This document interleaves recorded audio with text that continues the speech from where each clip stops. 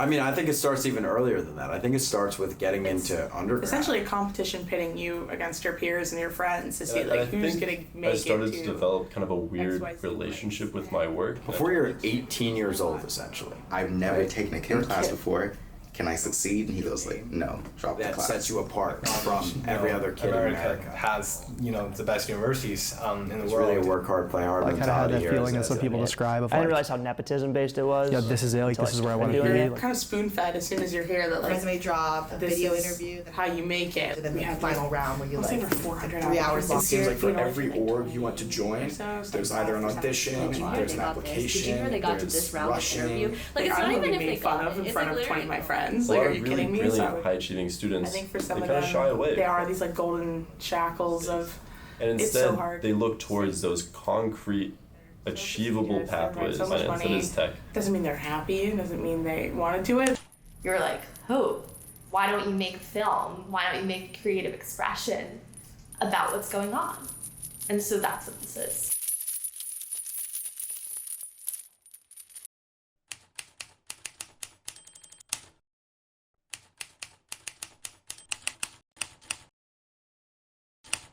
Hi, my name is Hope. I'm a senior here at Vanderbilt.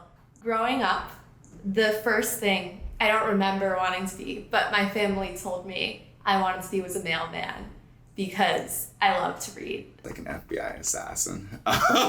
We watched Criminal Minds a lot growing up. I've always wanted to be a sports broadcaster from day one. everything from like YouTuber to astronaut, kind of the classic kid examples. I was the bookworm and the nerd of the classroom. I was super shy, and I just found kind of an escape through books and through writing. A marine biologist, Olympian, a teacher, professional ballerina.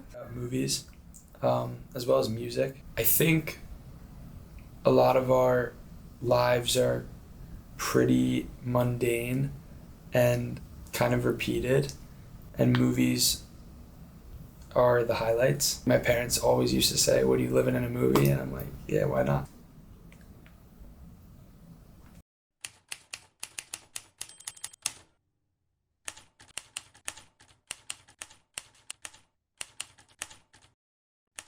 I, in high school, turned into a bit of an academic weapon because I was just enjoying myself and I liked my classes. And then when college application season started, that's when I encountered some of the academic stressors that I'm going to be talking about in this documentary.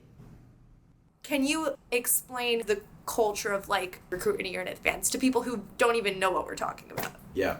I mean, I think it starts even earlier than that. I think it starts with getting into undergrad. Yeah, I would compare like the culture of recruiting here similar to our college application cycles that we had in high school. It's essentially a competition pitting you against your peers and your friends to see like who's gonna make it to XYZ place. And each individual school has its own, definitely a number attached to it, but also like a rhetoric of what that means getting in. You just look at the numbers of acceptance rate and it's going way down for like every university across the board. So it's all this notion of like, it's not even about when you get to college, but like before college, before you're 18 years old, essentially, you need to have something to your name that sets you apart from every other kid in America. So my experience with the college application process was, I think, cushioned in a lot of ways because I am the youngest of 9 siblings altogether.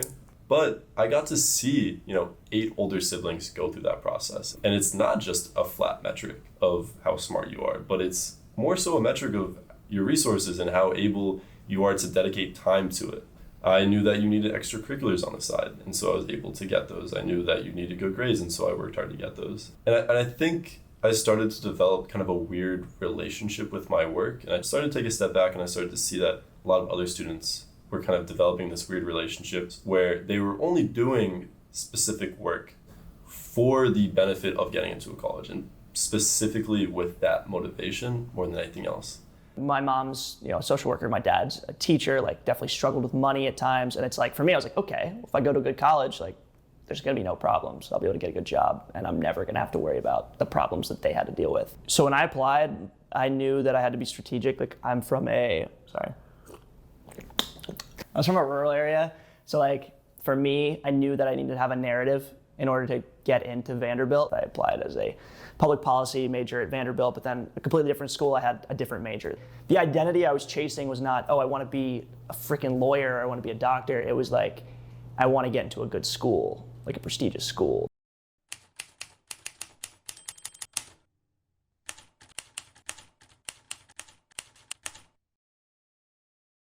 What was it about Vanderbilt? Why did you decide to come to Vanderbilt?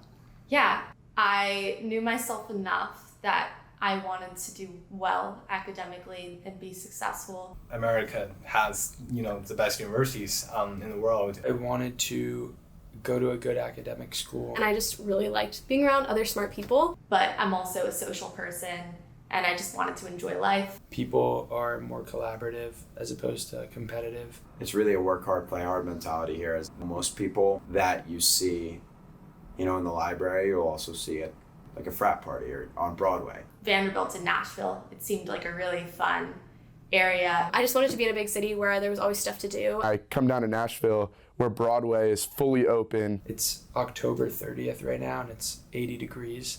So they gave me a great financial aid package. The money. Like, I saw that financial aid and I was like, I'm gonna get the hell out of Florida. It's got D1 football, it's got D1 basketball, a mid-sized school with really good academics and professional opportunities, but that had kind of a big school feel. I kind of had that feeling that some people describe of like, this is it, like this is where I want to be. People looked like they were having fun. They were outside. It seemed like the school would be the best fit for me.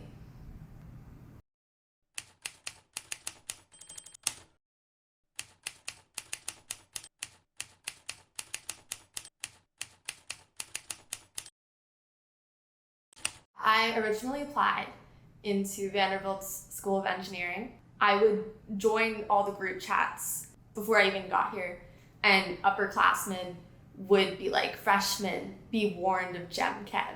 Even professors talking to the engineering students in my house, Crawford, they were warning us. So before I even walked into a classroom, I definitely felt this pressure, both because I was at Vanderbilt, but also just because of what I was told about the curriculum in all these classes. Hi, I'm Quinn Foster.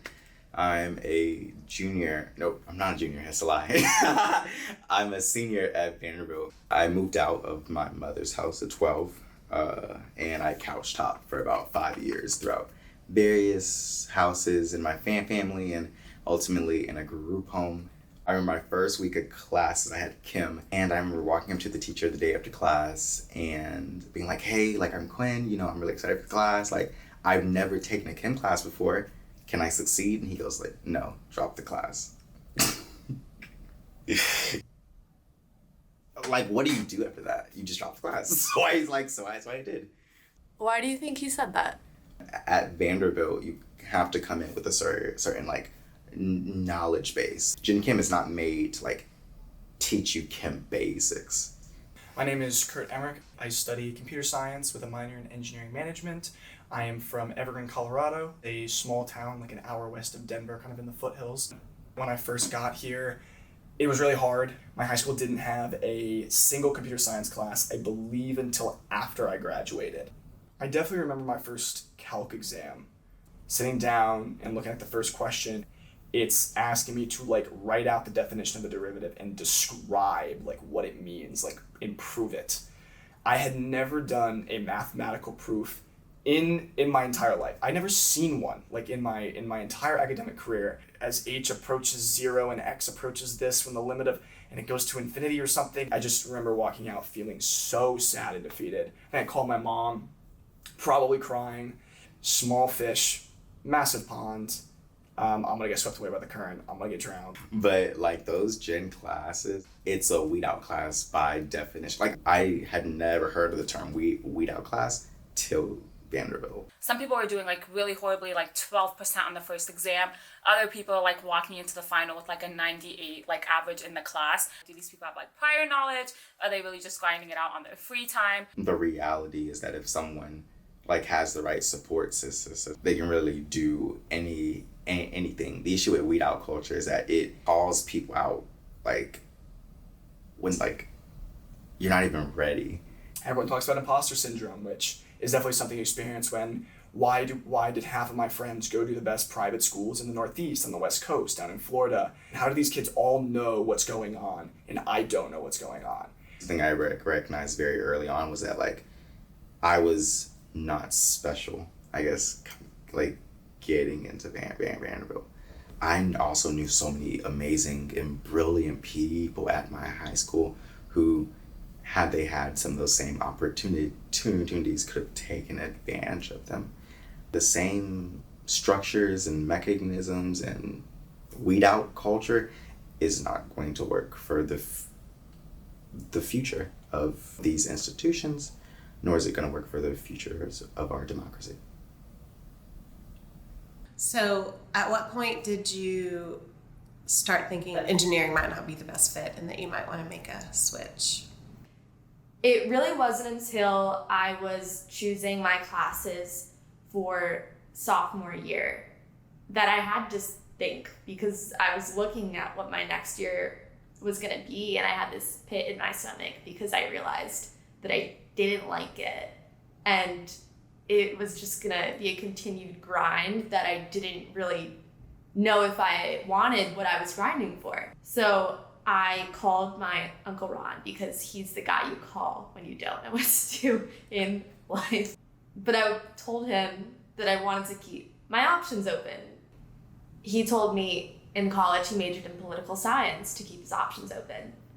And then he went to law school to keep his options open. And then he wanted to work for a corporate law company for 10 or 15 years before he finally realized in keeping your options open, you're closing all the other doors you could have taken. So that was my like, fuck it moment. I was like, fuck it, let's switch.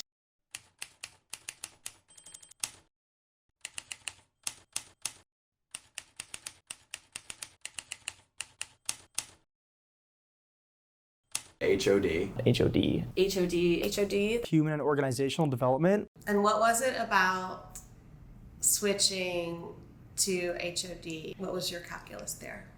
Well, okay, it's really just the thing to do. If you don't like your major, if you don't know what you want to do at this school, you switch to HOD. That's because everybody around you is doing HOD and it keeps your options open.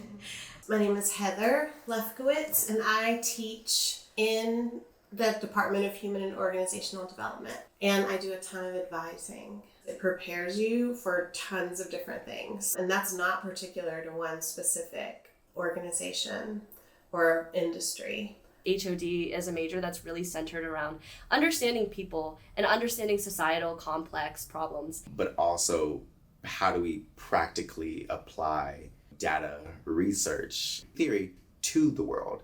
The founders of HOD were really influenced by the work of John Dewey. And the key thing that Dewey thought was that we learn by doing. And so this was always intended to be a very engaged, project-based, experiential way of teaching and learning. It's like the dumb major. Like the people who take HOD, we weren't smart enough for STEM. A lot of our students end up in certain industries, maybe finance and consulting. Everyone has this obsession with like, oh, we go into consulting. HOD is like known for pumping out consultants. Like that's like our track. Could you describe a little bit about what you want to do post-grad as of now? Consulting. My plan now is to work in some sort of consulting role. Consulting, yeah. You're essentially a problem solver for businesses. The opportunity to keep experiencing and learning about and trying a lot of different things. I see consulting as probably a 2 to 3 year first step in my career. I think a lot of people do go to consulting for the exit opportunities, and to an extent that's probably baked into the culture. For me personally, I think I could definitely see myself being a lifer, as they call it. Did you ever consider other career options besides consulting? I did consider investment banking. Investment banking. I started recruiting for investment banking. I'm not as well versed in that world, but essentially you help facilitate deals for businesses. Why? I don't know. I just had a buddy who was doing it, and I was like, I could probably do this as well. I would not recommend doing both consulting and investment banking recruiting. I remember giving me chocolate because I was so stressed out. Why do you think that like at these schools it's consulting and investment banking?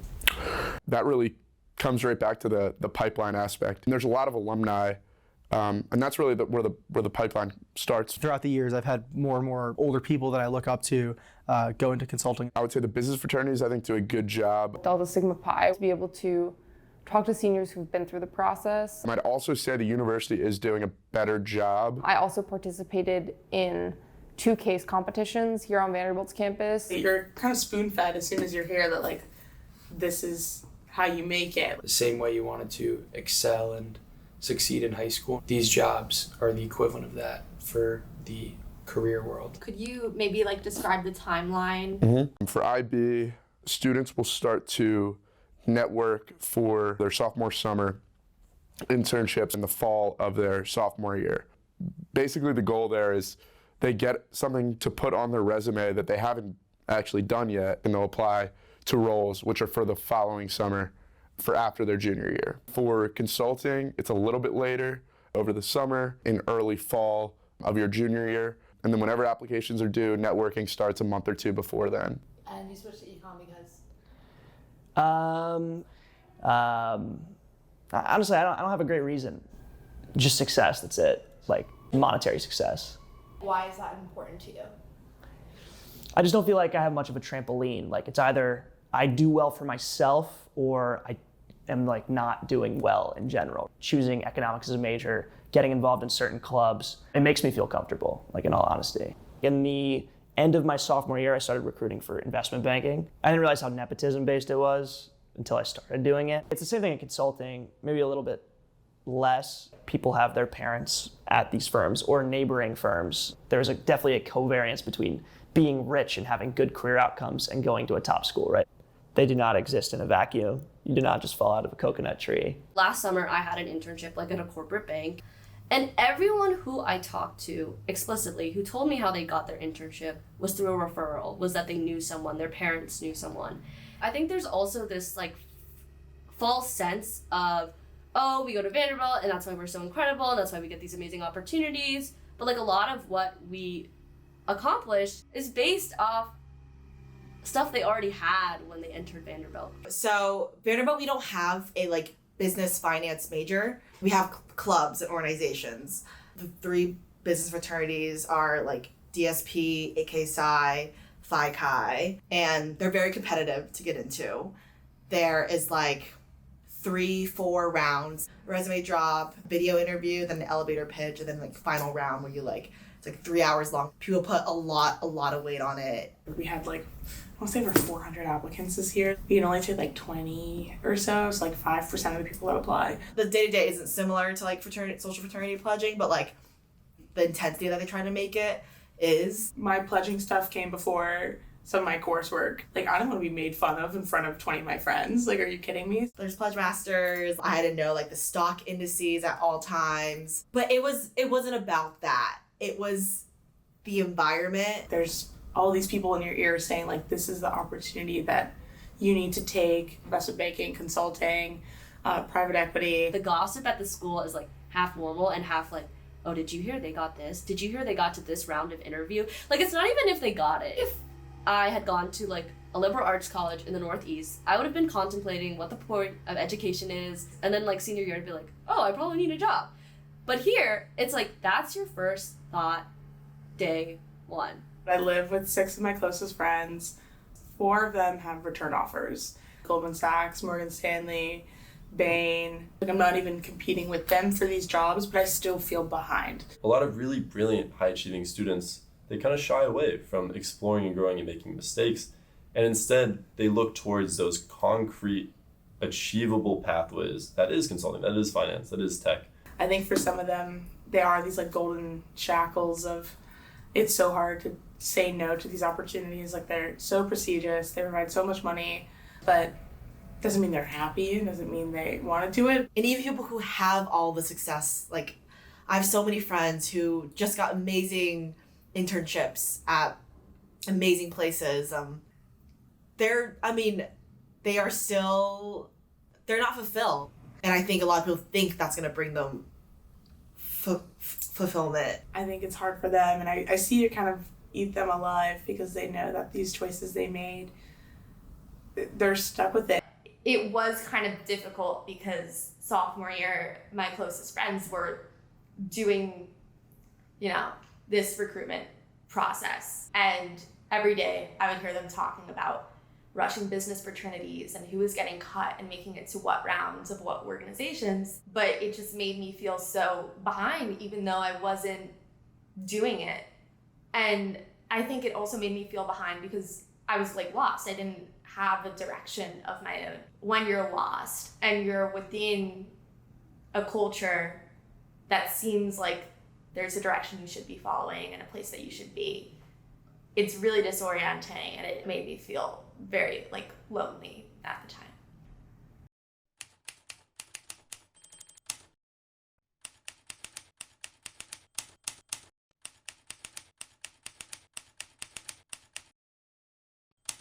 When you go to one of these elite colleges, there is a culture here. And I think some people understand it. Like some people went to prep schools in high school or from towns where a lot of parents are familiar with this system of thinking. And then other students have no idea. And it takes a long time to understand this cultural aspect of what's going on around you. So I feel like a lot of self-segregation happens at Vanderbilt. I think that a lot of orgs and groups at Vandy are really exclusive. Black people stay within the BCC. We create a space that we feel is safe. Frat guys and Greek bros stay in their own space. There's just very little, what I thought the goal of college was. Different environments, different thoughts, difference. It seems like for every org you want to join, there's either an audition, there's an application, there's rushing. Even if you want to get into tour guides, you want to be a Vanderbilt tour guide, and it's a 3-step interview process, and most kids get cut. Coming to Vanderbilt, a lot of people come from the top boarding schools in the country that are 70, 80, 90K a year.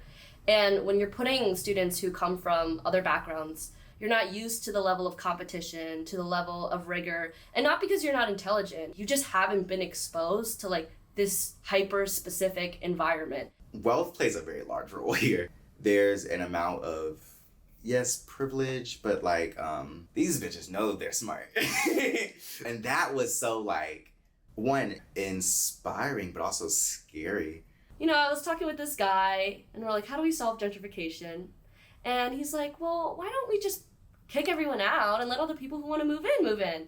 And I'm like, that's literally gentrification. And this guy is in his Yeezys. We were talking about spring break plans. They was well, I'm going to go to they were Brazil.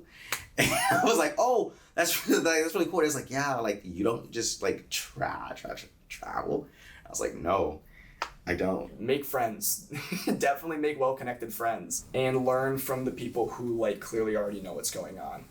It's hard to really make connections with people who don't share your experience and to find people who are motivated by things outside of prestigious accolades. Almost all the students I talk to feel this is a huge opportunity or investment that is being made in them, whether they were the first person in their family to go to college or everyone in their family has done this and this is expected of them. This costs a lot, right? And that they need to maximize it. And the pressure is on. As recently as 20 years ago, Vanderbilt was admitting about 51% of applicants. And now Vanderbilt is admitting somewhere around, 4 or 5% of applicants, maybe 6%.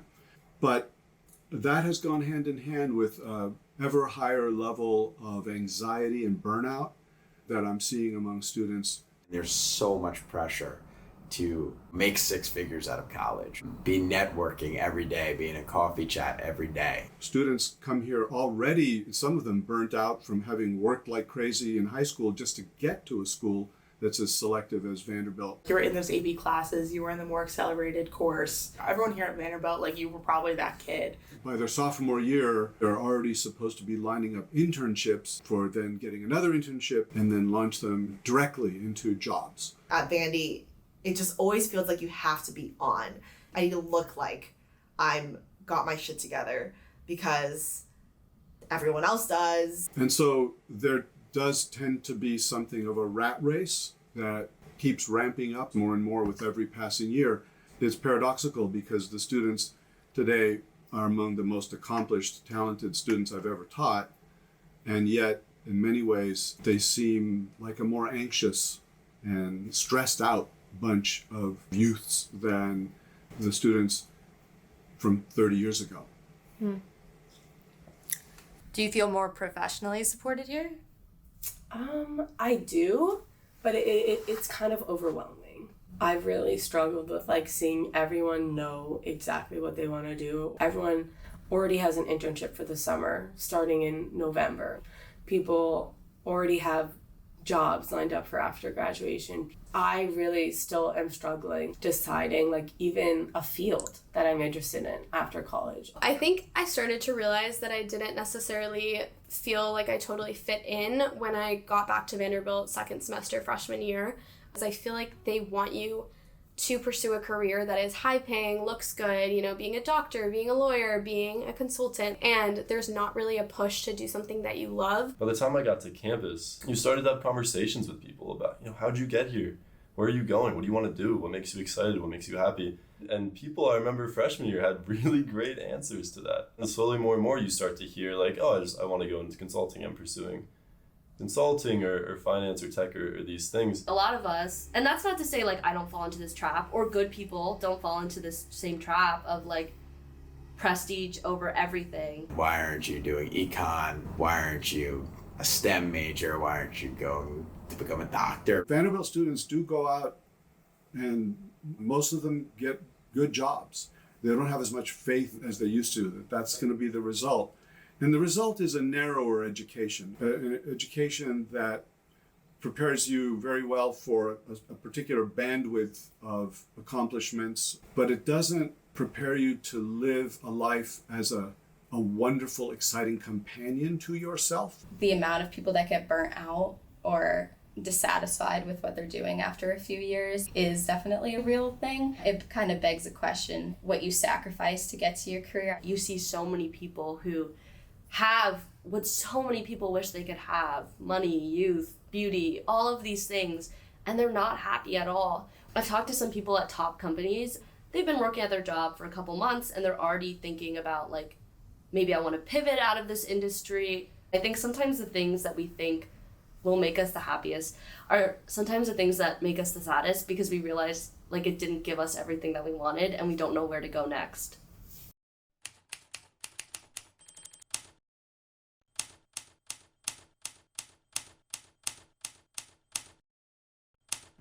My lowest point was second semester sophomore year when my parents visited. We were sitting at Hop Dottie's and they were asking me how I liked school, and I was like just so miserable at the time. I felt really lost. I felt really lonely. I didn't feel like I fit the typical Vanderbilt mold, which is identifying with an organization. Like I couldn't find one I identified with through a path even. And it was like so difficult to look them in the face and tell them that I wasn't happy, because obviously your parents only want you to be happy. And I'm so grateful for the opportunity to attend not only college, but one of America's most prestigious universities. Like I had everything that was supposed to make me happy, and I wasn't happy at all. So you switched to political science, you said? Yes. Describe the day that you decided to switch. and all the emotions going through your head. I remember being in my dorm room and I was on the phone with my mom and she was asking me how classes were going. But I was telling her, I was like, oh yeah, by the way, Mom, I switched to poli-sci and then I'm doing pre-law, so you have nothing to worry about, like I'm on track. And she on the phone was like, really? Like you're poli-sci now? What happened to writing? Like you love to write and to read. And I was like, well, I'm still really interested. I just don't really see a future with those things. A lot of people were doing consulting and already talking about or had internships or all these connections. And I was still working as a hostess over my summers. And why do you think your mental health started to go down? Imposter syndrome. I saw people who look like they knew what they wanted to do. Even when you are in a business fraternity, like you hear about everyone like rushing. I was just like, I'm not happy. I don't know who I am. Everyone else has been like grinding, whatever that word means, for all of freshman year, but I wasn't. And I just felt like no one understood. But coming into sophomore year, I was like, okay, I'm gonna apply to the business orgs. And I got an AK Sci, which is seen at Vandy as the most prestigious. And I thought like problem solved and I'm gonna be set for like the rest of my college experience. But then came the pledging process, and as someone with like very low confidence at that time, oh my gosh, like entire process was just so tremendously like anxiety inducing and stressful. Physically just so tired, never got any sleep, and mentally just like so drained and just I hated it. This was just the worst thing I could have done for myself at that time. The more I entered pre-med life, I guess you could say, the more I started to realize it probably wasn't the best fit for me. So I decided it would probably be best for me to step away. Mm-hmm. Was there friction with your family's expectations when you made this choice? There was. It was actually my older sister who broke the news to our parents first that she wasn't considering pre-med anymore. That was definitely a shock to my parents, and it's definitely a real experience for a lot of the other immigrant students I've spoken to, where our parents expect us to go into these fields and feel blindsided when we make the decision to explore another avenue. Thankfully, I was able to break the news to my parents, and they didn't have as severe of a reaction as they had to my older sister. But yeah, it was definitely a difficult decision to make just because of what my parents expected and what was expected of me. What was their response when you told them that? I have the most amazing parents. They were sad, like to see me sad, but they were like, okay, we support you. We want you to be happy. We know, like, we trust in you that you will make the right decision for yourself. And I said, something has to change.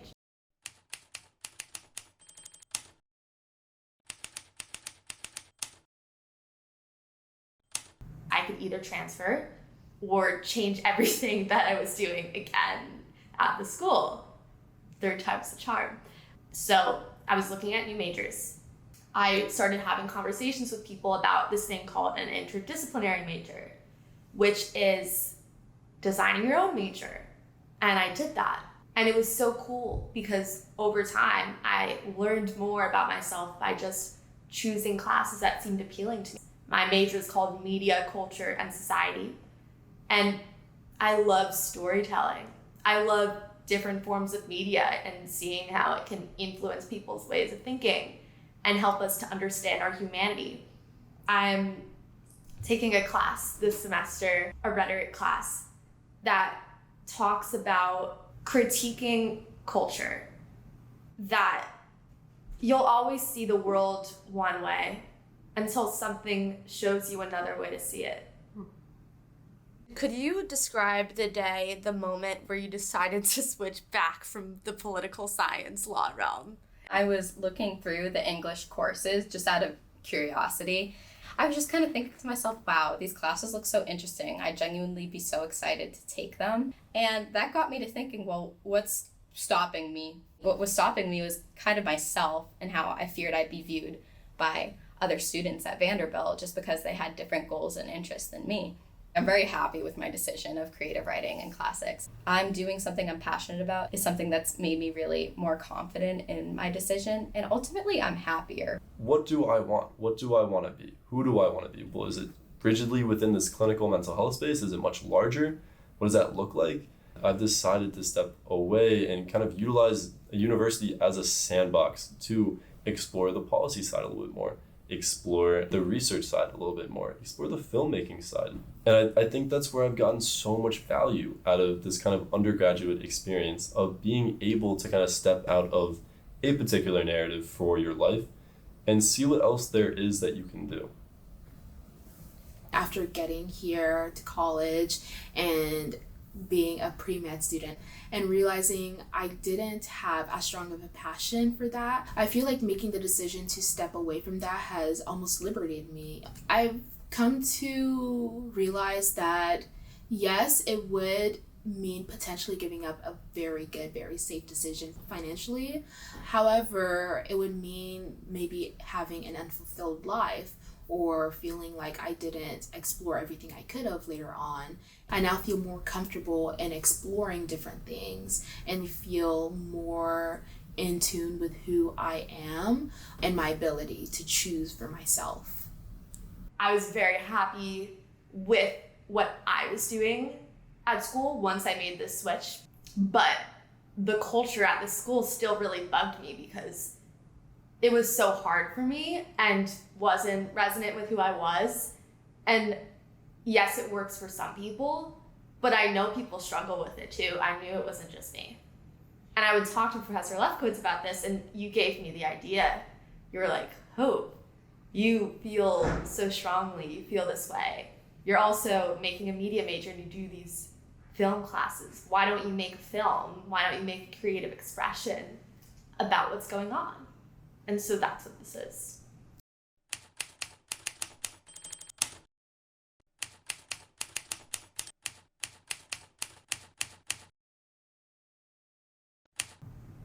I have one question. I'm genuinely curious about this.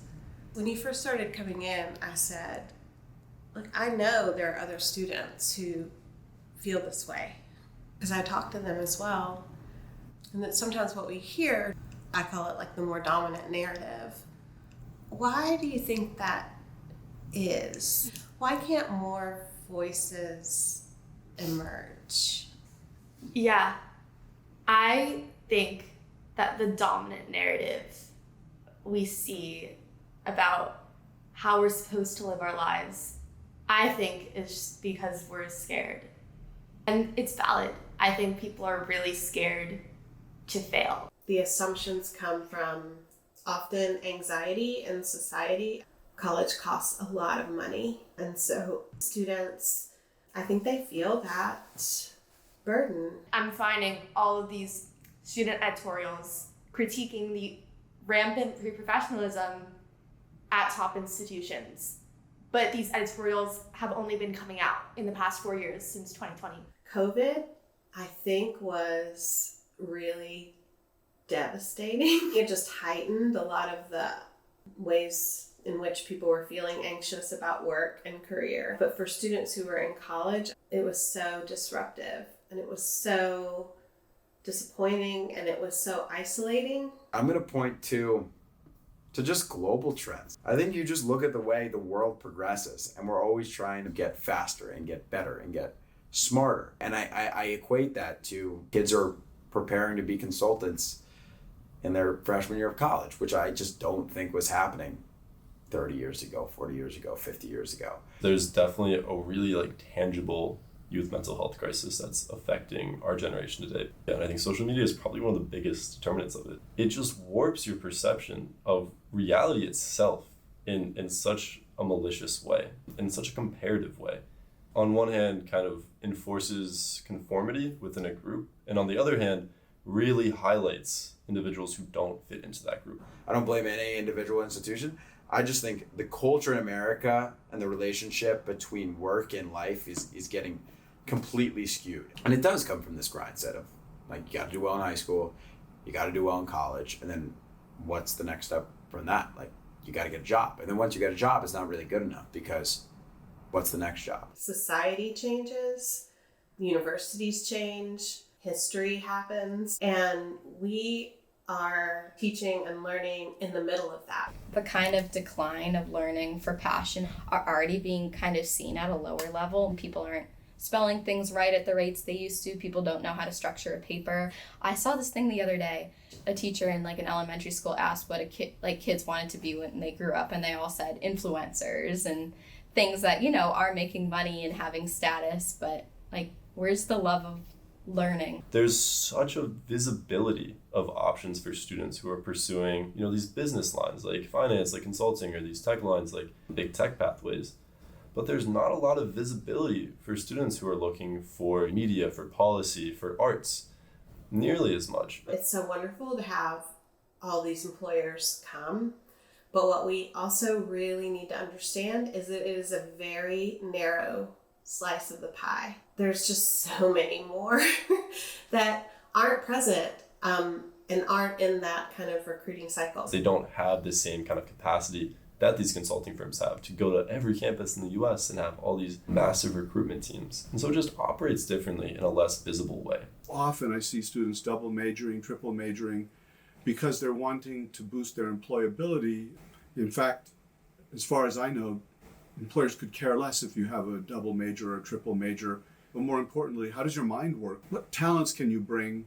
And what's the breadth of those talents? I think with my interests in English and classics and all these humanity things, there's a big assumption that all you can do from that is teach. But I'd honestly kind of push back on that. I feel like I might stand out in an application cycle because I am studying something different and I'm really passionate about it. If I were looking for, you know, somebody to fill a position in a job, I wouldn't look for the person that has never made a mistake and is flawless, because it would be really scary when they make their first big one. It would be nuclear. If I find somebody that's made mistakes and then just come back from them, I feel like that's a lot more appealing, a person that I would want to work with, but also just the people I want to be around. And I think another really interesting aspect is to get into schools like Vanderbilt, you also need to show that like you care about the environment or you care about like social issues. And so a lot of people will have like nonprofit experience or volunteer experience, but you realize quickly like how disingenuous a lot of that stuff is. The college application process stresses and encourages people that are going to be like the next change makers and world leaders. And then we get here and then you're given like one track essentially to like do that. We see a lot of these youth activists and change makers in high school because they are not filtering through this process. And then post-grad, a lot of these kids are not doing that as much because it's kind of been like sucked out of you. Look, I like totally get it. College is such a huge investment, and especially these universities are such a huge investment. And that is certainly a factor that has to be considered heavily. But in just looking at that factor, I do think there is something lost. I think there's something lost in not going outside the box in these 4 years when we have such abundant opportunities to think differently and to make change in the world. Because if we don't, who will?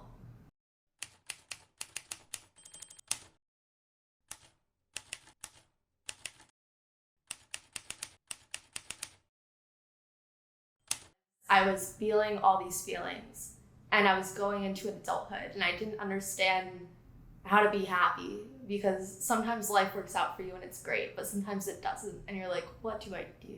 My name is Michael Bess. I've been at Vanderbilt for 35 years.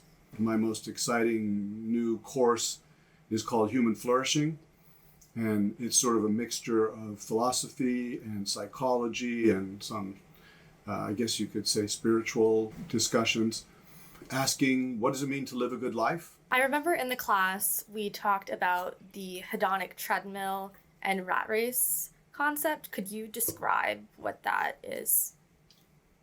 It basically means we think we're going to be happy if we can attain a certain thing, like a goal, or if we can set up certain conditions for ourselves. And lo and behold, we're happy for a little while, and then the happiness kind of fades away, and we then end up having to find a new thing to get all excited about. Researchers in positive psychology refer to that as the hedonic treadmill because you're kind of like a rat on a treadmill, on one of those circular treadmills, and you're never really attaining enduring happiness. Why do you think we put so much emphasis on this timeline of like, do it now, do it in your 20s? I think with college, there's literally like very clear milestones, and the notion of leaving the academic setting, I think a lot of people try to almost create for themselves a feedback system. Like, you can't get an A anymore, but you can get into the top firms in the right area of the city and be around the right people. You teach so many students about what it is to flourish, to be happy. Have you noticed trends in things that block students from finding fulfillment, from finding happiness? Yeah. At one level, I think the blockages, the hindrances to flourishing, they go back well beyond what I myself have experienced here at Vanderbilt. My 35 years here as a teacher, I was already experiencing some of these hindrances myself when I was in college. We get caught up in wanting to fit into the societal context and the sets of expectations that society puts on us. And then we live less authentically than we might have because we're trying to conform to expectations that come from outside of us. I think when you start trying to seek for that outside validation, it's way easier to listen to the people who are the loudest and who have the most presence in social media or on college campuses. It's hard to recognize your own value just out of the sake of who you are and what you can give right now. One of the things that emerges pretty quickly in the first few weeks of this class is that happiness is a state that we can find ourselves in, but that when it comes to living a good life, it's not just about being happy, it's about living a life that's meaningful. It really does there come down to personal mindset and marching to the beat of your own drum and saying, I'm happy with who I am and these are the things I want to achieve. If you're really considering where you are, it puts a lot of pressure to like make something out of it. But if you're just pressuring yourself to make something out of it and you don't care what it is, then what really is the point? I want to be great. I really do in my career. But the way I will always value myself at the end of the day is how close am I to my people. And often, very often, that has to do with we've done something that connects us with other people. We've done something for other people. We are living in a state of caring about other people. That, I think, fits more with this other definition, the broader one of a meaningful life. So happiness is too narrow a concept, I think. Happiness is a fleeting emotion. I don't think it's something that should be chased because you'll never really find it. It's ups and downs, and life has ups and downs. And I think what's more important is to honestly find meaning in your life and a purpose in some sense that just has meaning for you. Because when you have that, the ups and downs don't get to you, and you have this underlying satisfaction.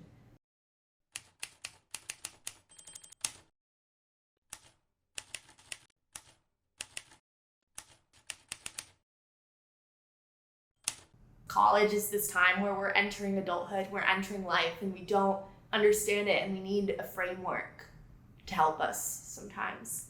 So, like, I'm making this for my 18-year-old self. Like, this is what I wish I would have heard at that time. But also, it's not just about me. It's about everybody else I've been interviewing and, like, their perspectives and, like, their stories. And the collective, hopefully, of some of the hardships and challenges we experience at college. It's just learning how to filter out the bullshit. And college really prepares you well for that because you just meet a lot of different people with a lot of different expertise and a lot of different opinions. And you can really get caught up in that and try to become a master of everybody else's world and then you'll never be a master of your own. So Certainly. I mean, at one level, I'm a terrible person to talk about flourishing in college, because I was literally studying 7 days a week, 12 hours a day. I wanted to be recognized. I wanted to do things that would make me famous. I had a very sort of shallow and narrow set of ambitions. In the end, life has taught me that that was an immature way of thinking. Little by little, I've given myself more and more freedom to become the playful, wandering learner that I wish I had been back in college. Well, I would tell them not to get so wrapped up in career aspects of the school and to really just try to enjoy their time. Because quite honestly, like, you have no clue where you're gonna end up. You have no clue what you're gonna like. Like, I know plenty of people that graduated and they quit their job because it was absolutely not what they wanted. Were they making a lot of money? Sure.